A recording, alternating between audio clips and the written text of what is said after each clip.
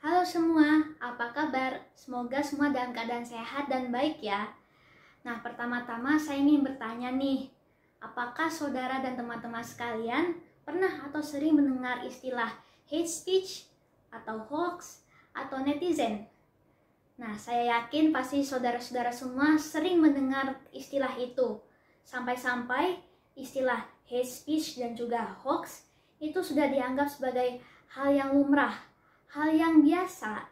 Apalagi di platform media sosial saat ini yang semua orang sudah bisa mengemukakan pendapatnya masing-masing secara bebas. Bahkan ada juga yang menggiring opini. Namun sayangnya menggunakan hal yang seperti saya tadi bilang, yaitu menggunakan hate speech dan juga hoax. Nah, dalam kesempatan kali ini saya akan membahas tentang penggiringan opini menggunakan hate speech dan juga hoax. Mengapa tema ini sangat penting untuk dibicarakan? Mungkin kita semua sudah sering mendengar topik ini sebagai bahasan suatu diskusi. Bahkan mungkin ada yang juga sudah bosan dengan topik ini. Namun saking begitu pentingnya topik ini untuk kita mengetahui apa aja sih dampaknya penggiringan opini dengan menggunakan hate speech dan juga hoax tadi. Sebelum menelaah lebih jauh lagi, kita harus mengetahui apa itu artinya hate speech, apa itu artinya hoax. Pertama-tama mulai dari hate speech.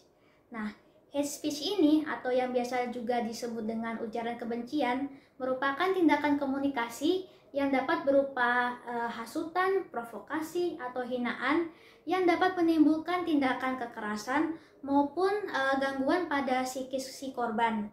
Nah, biasanya yang menjadi aspek atau bahan hate speech ini adalah ras, golongan, agama, suku, gender, dan masih banyak lagi. Nah, berikutnya adalah hoax. Hoax adalah berita bohong. Sesimpel itu, namun dampaknya sangat luar biasa.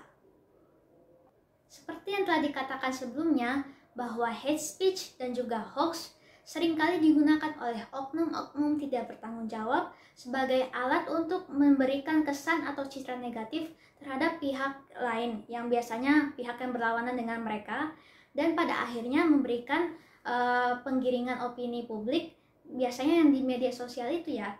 Nah, lalu contoh kasusnya ada pada tahun 2017 di Sumatera Selatan terdapat 5 orang yang tertangkap karena menyebarkan ujaran kebencian terhadap Polri di media Telegram, khususnya di grup simpatisan ISIS.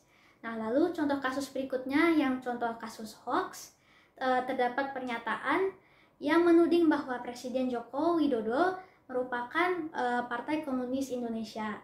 Nah, dari berita tersebut terdapat 76 juta lebih akun media sosial yang terpapar oleh berita bohong tersebut, dan terdapat 176 juta kali berita tersebut diakses oleh akun media sosial warga Indonesia maupun mungkin luar negeri juga.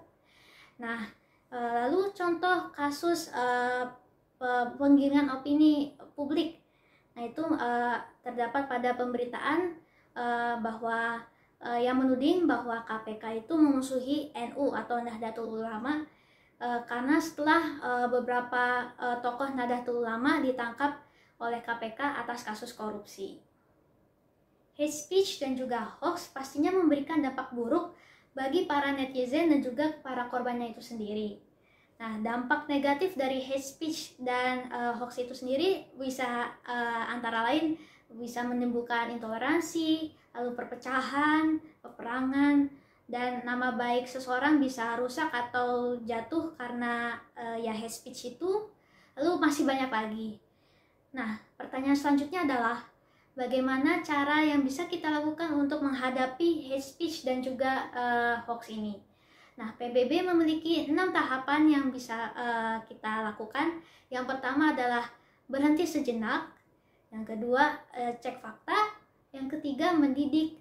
Yang keempat, kritisi. Yang kelima, mendukung. Dan yang terakhir adalah laporkan. Untuk kategori usia yang sering menjadi pelaku ujaran kebencian atau penyebaran hoax, biasanya antara remaja hingga dewasa. Biasalah ya, remaja masih mencari jati diri, masih labil gitu kondisinya, jadinya suka kayak membandingkan orang lain dengan mengadakan ujaran kebencian.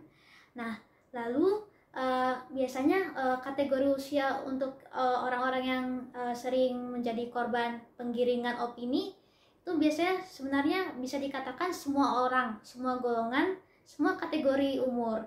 Nah, itu tergantung dengan keyakinan masing-masing, keyakinan pernyataan masing-masing gitu.